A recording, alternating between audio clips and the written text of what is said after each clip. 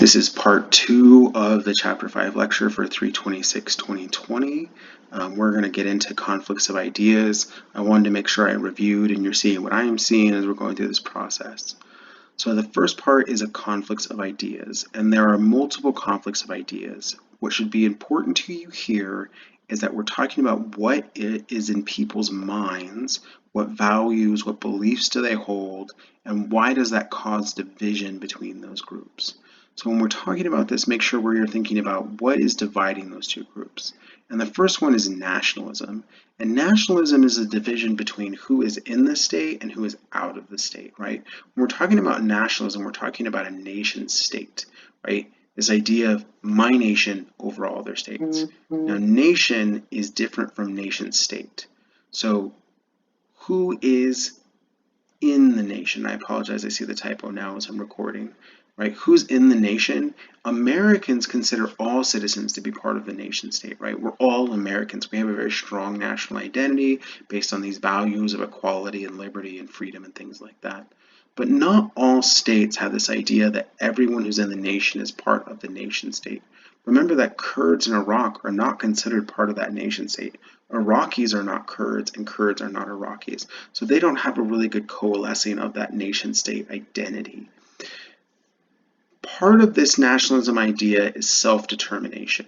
So self-determination is that we should be able to live our lives and control and determine policy as one grouping.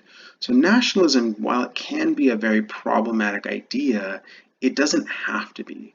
And while it can be an issue of conflict, it is also about promoting your state and the people in your state over other states. So it's not cosmopolitan, but that doesn't make it warlike or aggressive, right? Not all nationalism has to be I'm going to go after. It might just be that I'm only going to provide for my country, or I'm not going to want to take in refugees. And right, we might talk about the morality or the ethics of that issue, but it doesn't always have to be conflict. Sometimes nationalism is just driven by we want to take care of our people first. Now here's the problem. Nationalism is not nativism. Nativism is this division of who gets to be part of the nation. Nativism is what we're seeing in the United States today, what we see in Sweden, and we've talked about this a lot, that to be part of the nation, you have to be an original people, or you have to look a certain way, right? This is very, very problematic.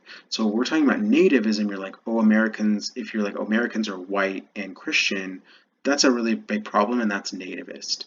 Nationalism is part of this national identity, and all sort of groups get to be part of that national identity, right? When you think of an American, we as Americans think about the ideals of an American, not what an American looks like. Nativists would talk about what an American looks like. And we want to be clear that we're making that division because it's going to matter as we move forward. The next part is an ethnic conflict.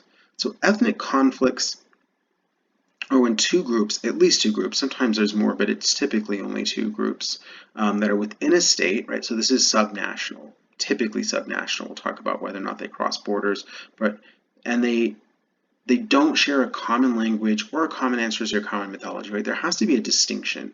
The ethnic groups have to be different enough. So within the Islamic faith is this sort of subset of the community called the Druze, and that's D-R-U-Z-E. It's not important. It's just I want to be clear about what this group is. So they're a sect of that religion, but that sect doesn't really make them distinct from those who believe in that faith. Whereas in ethnic groups, when they're divided, they have to have some distinction. And usually, we'll talk about Firon as we go into next week, but usually the distinction is language, right? Typically, when we're talking about two different ethnic groups, they don't speak the same language. So why would we care about that is because two ethnic groups that don't speak the same language, it's going to be very hard for them to overlap, right?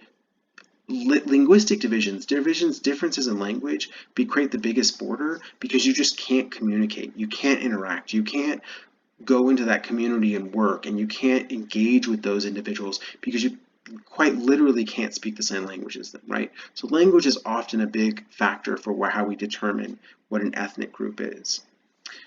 The other part is ethnic divisions must be driven by something. You can be different and not just hate each other. There has to be some reason you hate each other. And part of this is that you have ethnic divisions being driven by individuals. Typically what we see is ethnic divides increase right before an election.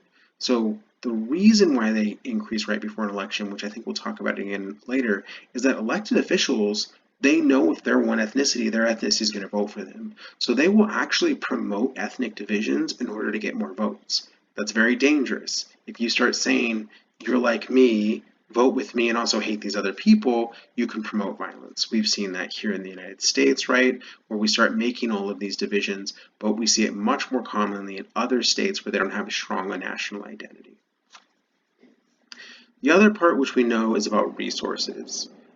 It is very clear if we look at the data that we have that if you share the ethnicity of the leader, sometimes we call this being a co-ethnic, if you're the same ethnicity as a leader, you're going to get more resources. If you are Hutu in Rwanda and the leader's Hutu, then your town, your village, whatever it is, your small grouping is going to get more resources. So resource division is not on a need base when you have these ethnic divides. It goes to the people who share the ethnicity of the person in power. And so you see these divisions being increased, exacerbated because of that. And then the other part is what we call ethnocentrism and dehumanization. So ethnocentrism is this belief that your ethnicity is better and another ethnicity is worse. And we have seen this in the past where one ethnicity says that I deserve to be in charge because I'm better. Right, in the United States, we have a really big issue, right, even though it's racial, not ethnic, right, that whites thought they were better than blacks, right? They made all these arguments. They created this fake science, right? If you look back on phrenology, phrenology was a science designed by whites in order to argue for the inferiority of blacks. It was a fake science. You can look back. It was useful because they used that argument to dehumanize the outgroup. The only way that you can commit violence against another group. Now, we're talking about murder, about an individual, that can be a passionate thing. But when you go out and kill another group because of that group, you have to dehumanize. Humans, right, people have to start thinking of them as less than human. You can't go out and kill a group of people unless you consider them not to be at the same level of humanity as you. So dehumanization and ethnocentrism are tied. You have to create an in-group where it's your ethnic group that's the in-group and some sort of out-group, and there has to be some reason why you think you are better or they are worse. And typically there's both, right? That you think your ethnic group is better, and then they start making arguments that that other ethnic group is bad in some way. Now, I'm not going to get into details. I don't really want to go into any specifics, right? So dehumanization occurs in every conflict, and if you looked at any type of conflict, you would see some sort of stereotype or some sort of falsehood that was applied to the enemy, and you would normally see that that was done for a reason, right? Ethnic conflicts don't just occur, they are driven by some people who benefit from that conflict. So how do we even get these identities, right? If ethnicity can be a problem, why do we have these identities? And so I want to take a minute to go over what's called extended kinship. So when you're an individual in the world, the first thing that you have is your family, and your family has direct reciprocity. So direct reciprocity is where you give someone in your family something, like $5, and then you expect someone in your family to give you $5, right? If you give $5 to your brother, you expect at some point your brother to give you $5. That's direct reciprocity. I gave to you, you give it right back to me. As these interactions increase, right, and especially in closer proximity, right, your family starts to expand to the village and the community. So you say, oh, well, it doesn't have to be my brother, it can be the person in the house next to me. I can loan them some money and they can pay me back. So my neighbors, my friends, my community, it expands a little. And then reciprocity shifts. And what happens is you go from direct reciprocity to generalized reciprocity. And generalized reciprocity is the idea that you give of yourself to the community. You give something to the community. And someone in the community gives to you. But it doesn't have to be the same person that you gave to, right? I can contribute to society, and then at some point, if I need help, right, society will help me. The most obvious example of this is taxation. You pay taxes, your tax dollars go to someone, right? But that person doesn't owe you. You just know that when you need, tax dollars will also go to you, right? So that's generalized reciprocity. When you have generalized reciprocity, your community gets big enough that you start sharing it with people who aren't right next to you. So if you think about whatever community that you have, it's no longer directly physically tied, right? It's not your neighbor or the people who live in your building. Your community is much broader geographically. So what happens is, in order to stay a community when you're not right next to each other, you start to have shared history, language, and mythology. And for the purposes of this, it can be religion, it can be mythology, it can be whatever. It's not really relevant. What matters is you start sharing an identity. And the identity you share starts to become embedded so much that you stop thinking about the details of it and you start accepting it just as your ethnicity. Whatever that ethnicity has, this is how you get to extended kinship. I am Latinx. Obviously, I'm not Latinx, but that's not the point, right? I am Hutu, or I am German ethnically, right? I'm Bavarian of some course, right? So you start sharing that identity, and that so it becomes so connected to who you are as a person that those ties exist even if you don't sort of daily interact with your own ethnicity, right? If you are in Nevada and it's just you and your family and you're the only part of that ethnic group, right? And there aren't a lot of people from your ethnic group, you're still part of that ethnic group, even though you're sort of geographically isolated. So you have these ideas. The good part is you can form a community, right? Everyone wants to be part of a community. The really bad part about this is that when you have an identifiable community and you have another group that wants to get rid of you, they can commit genocide, that they can systematically go after your group. And it has to be systematic. It's that I'm going to eliminate one group, right? When we're talking about the definition of genocide, what really matters to us, it has to be a systematic extermination. I want to remove this population from the earth. It doesn't, whether it's ethnic, religious, ideological, that's not as important. What matters for genocide is that it's systematic extermination. We saw this in World War II, right? Germany tries to commit genocide against the Jews, right? It does commit a genocide. I shouldn't say try, right? It does commit a genocide against the Jews. The majority of the population of the Jews dies off. Rwanda, right, has a genocide against the Tutsi people, right? And I apologize if that those pronunciations are very off, right? But you have these two groups committing genocide against each other, and I apologize if I'm a little unclear, right? Because eventually the Tutsis win over, right? So this genocide sort of has sacrifices on both sides, but now the language of both sides is so problematic that I don't want to get into it. And then historically, we have the Ottoman Empire committing genocide against Armenians. Now, why does it matter, right? Why does the Armenian case matter in the same context as the Rwandan case, right? The Rwandan case is in 1994. The Armenian case, the Armenian genocide, is 1923.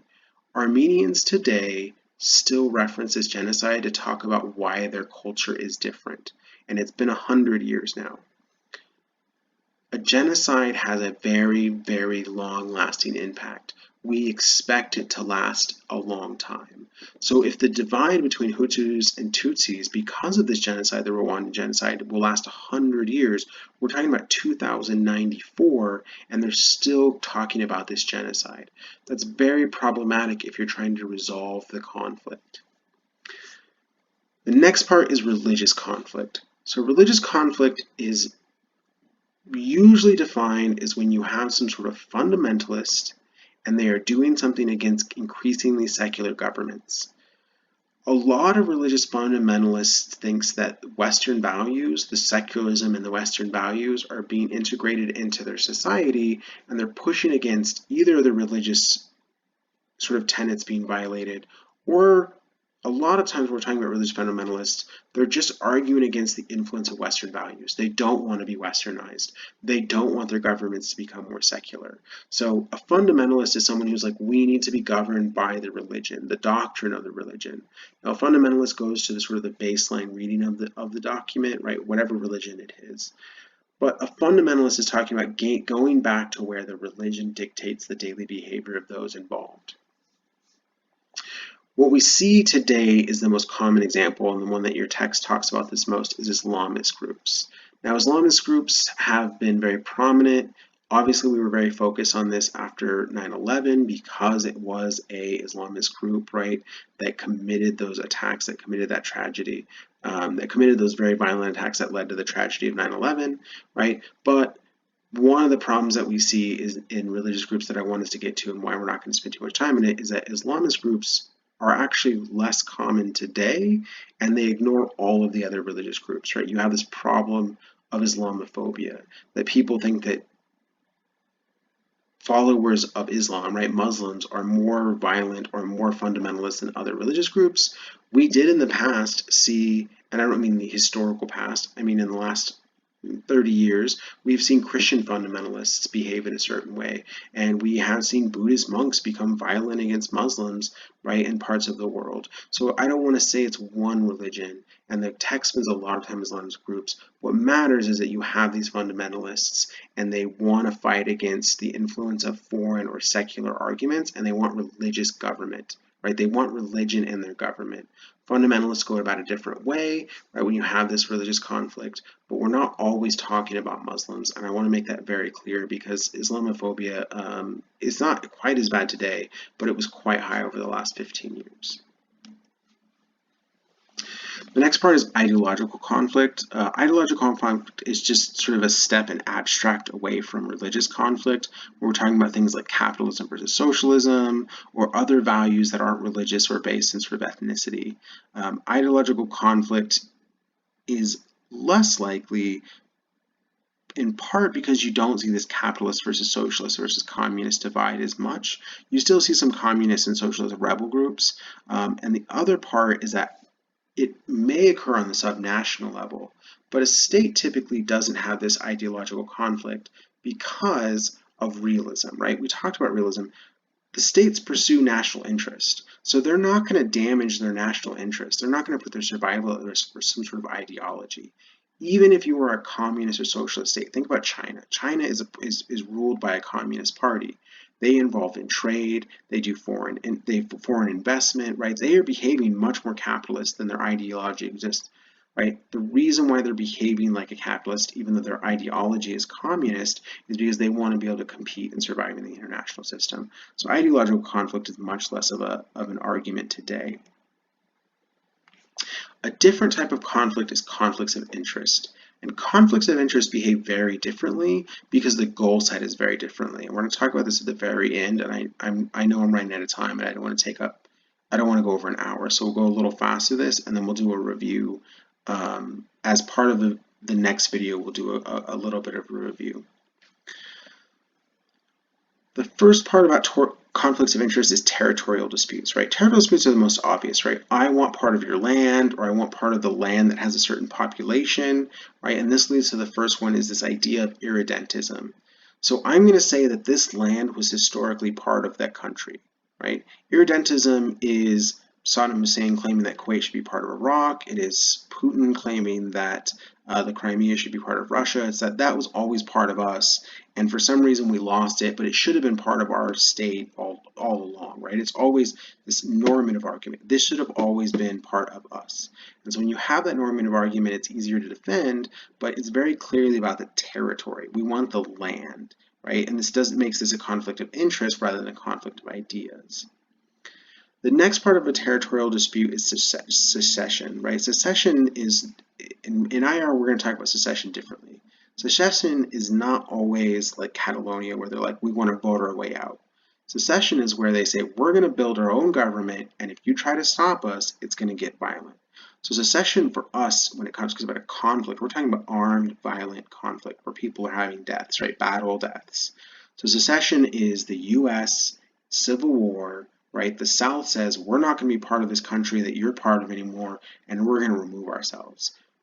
The way that the North, the Union, responded to that secession is the way that most secessions occur, is that the existing state doesn't want to lose that territory, so it goes to war to try and force that group to stay in, right? When you see a secession, it's one part of that state trying to be independent and the rest of that state trying to force them to stay, right? They want to keep control of that territory and the resources of that territory.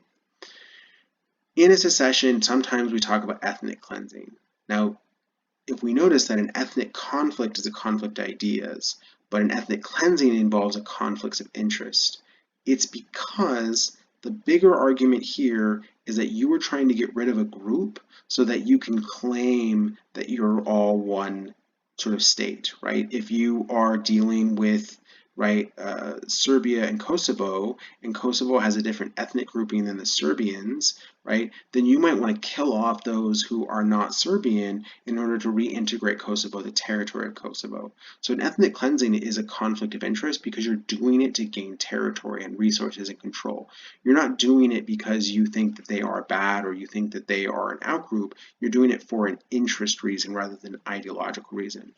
This is also going to create a lot of problems for us trying to define which conflicts are interest-based and which conflicts are idea-based, because you might have an ethnic conflict that doesn't mean you might have ethnic cleansing that doesn't mean it's an ethnic conflict. So you're always trying to figure out which conflict we're in, what type of conflict it is, right? Is it a conflict of interest or conflict ideas? Especially as we'll talk about later, conflict ideas have to be treated differently. We also have interstate borders, right? This idea of disputes about what territory belongs to which.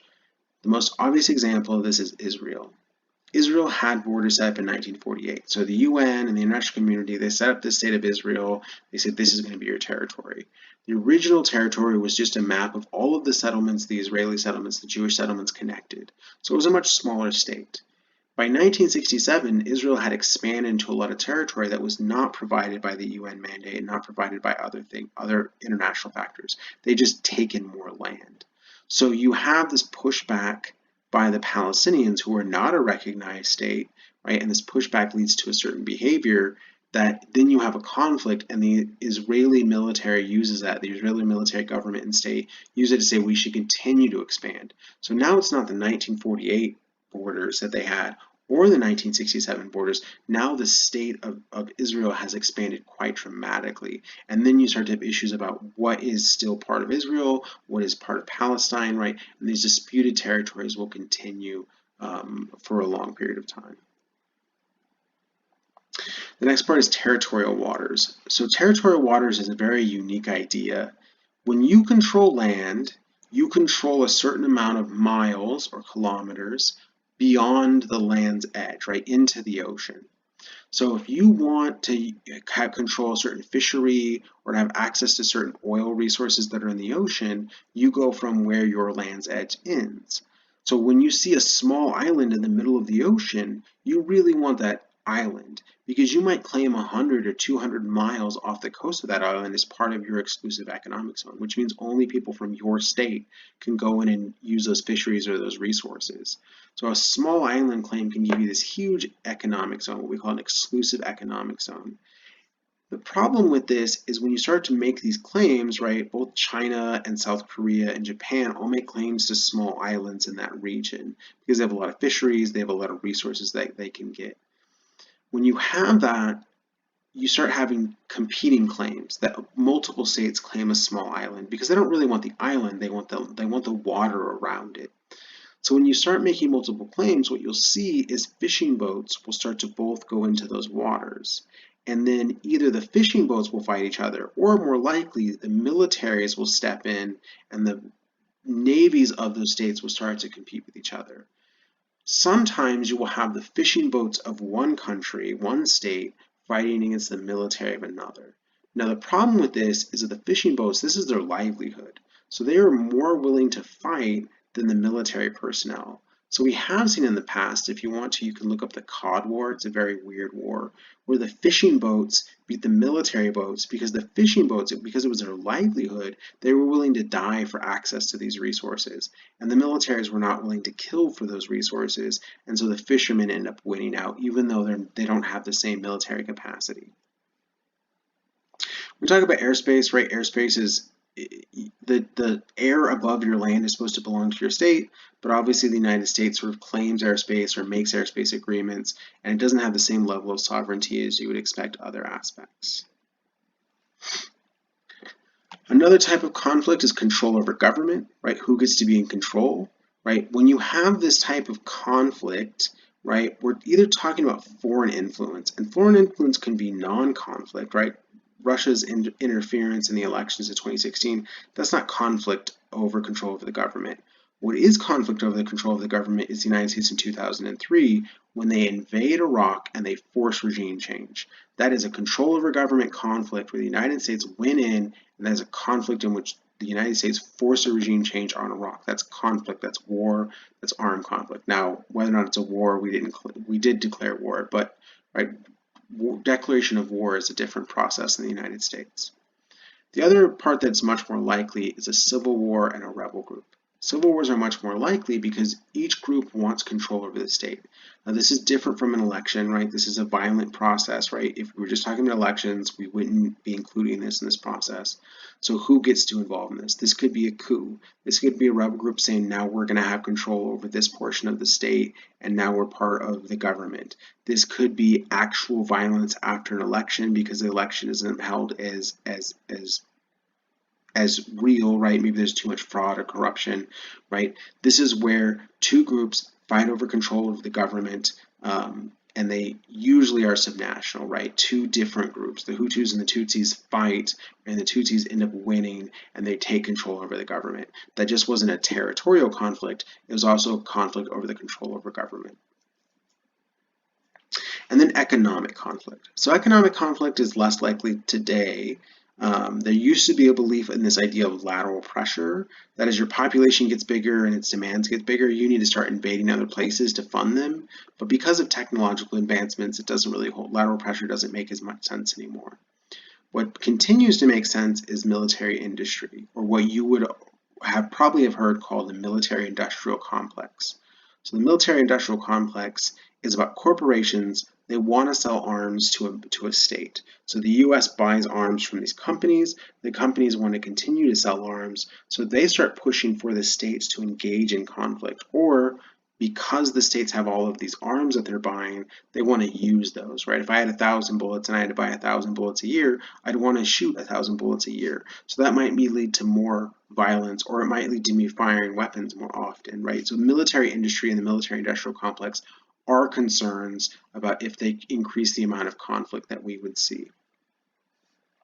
The other part of economic conflict is drug trafficking, and part of the issue of drug trafficking is if you're a rebel group or you're a non-state actor and you can't really control the territory as well, what you can do is you can engage in drug trafficking and other illicit trade, and that will provide you with a lot of funds and resources to buy arms and weapons and start to build yourself as a group so that you might be able to compete with the state military.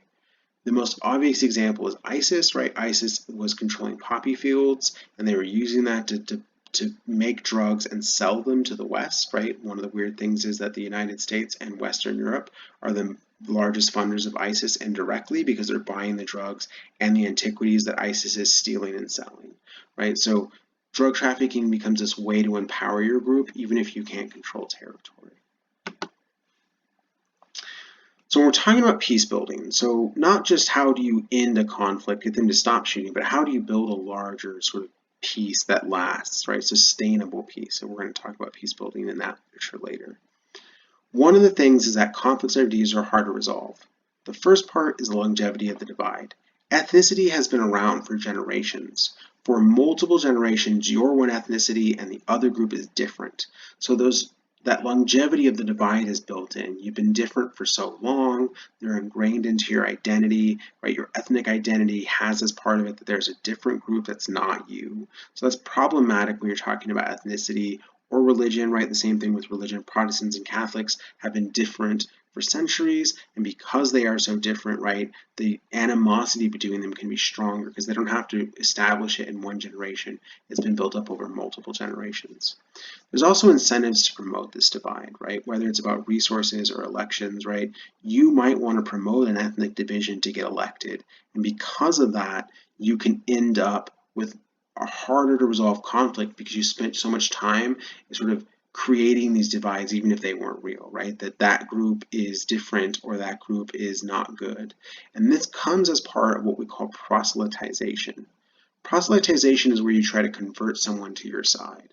But what matters here in IR is that you believe that you are right? Especially when we're talking about religious conflict. I'm right and I have to fix everyone else, right? Remember that part of religious conflict is that everyone else is wrong and the way they're doing things is wrong. And if you truly believe that the way they're living their lives is wrong, then you can't compromise with them. You can't say, I'm going to take some of my religion and some of your religion and we're just going to come together. There's no middle ground. And the other part is dehumanization. If they are the wrong religion or ethnicity, then they are bad and they don't deserve the same rights as you. So dehumanization is a much bigger problem. We're talking about conflicts of ideas. Now, conflicts of interest have a really great diplomatic tool that we see that we talked about during FIRON, and this is called side payments. The best part about side payments is that I can give you something else for what you want, right? Or if I want something, we can make a deal. You want access to the sea, so you want this small piece of land that is part of my state right now, and that gives you access to the sea. And we might have gone to war with that, but instead I say, okay, I know that you want access to the sea, and I don't really love giving up my territory. But if you give me some land that has resources on it, then I'll give you a strip of land that has access to the sea. And then we can end up both getting something that we want instead of going to war, right? This is FIRON, right? We can just both decide on something better. And because we're deciding on something better, it's more efficient in those decisions we make. That is it for today's lecture. This is part 2 of the 326 lecture. There will be another lecture coming up. If you have any questions, I'll be in the chat from 2:30 to 5 today. If you need to speak with me in any way, send me an email. If you still can't open the Peevehouse PDF on Web Campus, also email again. I got all of your emails. Hopefully I responded through the announcement, and I will hear from you soon.